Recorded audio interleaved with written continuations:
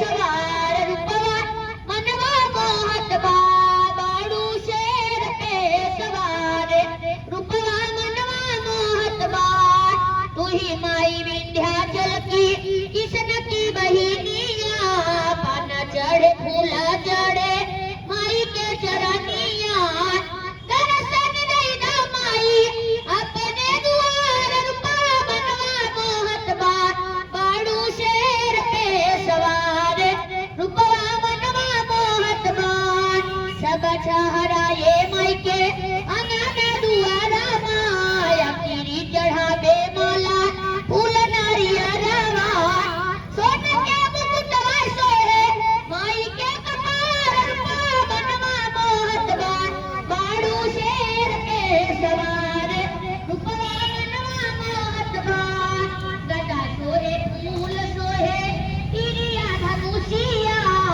लाल रंग साड़ी मोहे चंदसी सुरतिया एक हाथ रोम धारे एक हाथ रोम धारे सृष्टि के शिकार रूपवा मनवा मोहत बा बाड़ू शेर पे सवार रूपवा मनवा मोहत बा धाम विंध्याचल ऐसन ओढ़ले चुनरिया चमके सितारा चमचम हटे न नजरिया मन कर आई रोजे गाई बार बार रूपवा मनवा मोहत बा बाड़ू शेर पे सवार रूपवा मनवा मोहत बा बोलो शेरावाली माई की जय।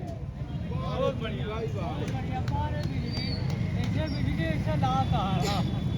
बिजली के बारे में क्या कहेंगी? मतलब भक्ति गीत गाते हैं नवरात्र में। हाँ। क्या बोलेंगे आप? मतलब ऐसे ना भक्ति गीत गावत है नवरात्र में अभी हर जगह ये आती जाता है।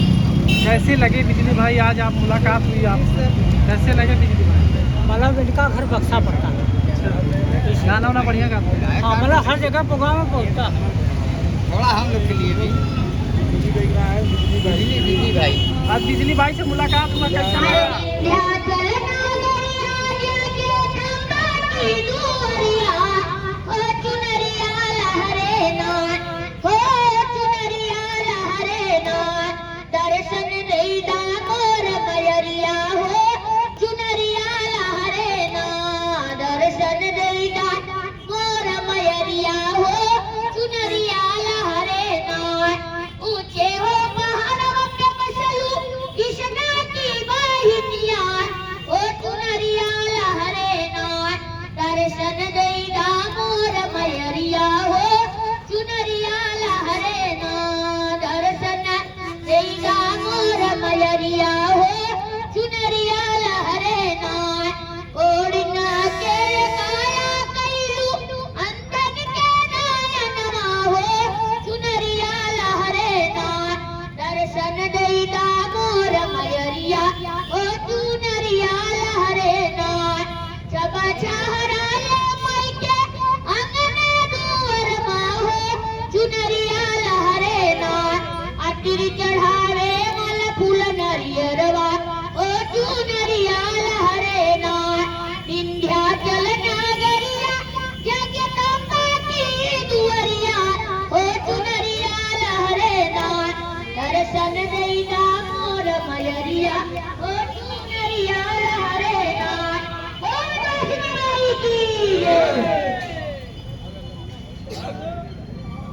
अरे आजा भजनिया होय मोरे रंगन में आजा भजनिया होय मोरे रंगन में होय मोरे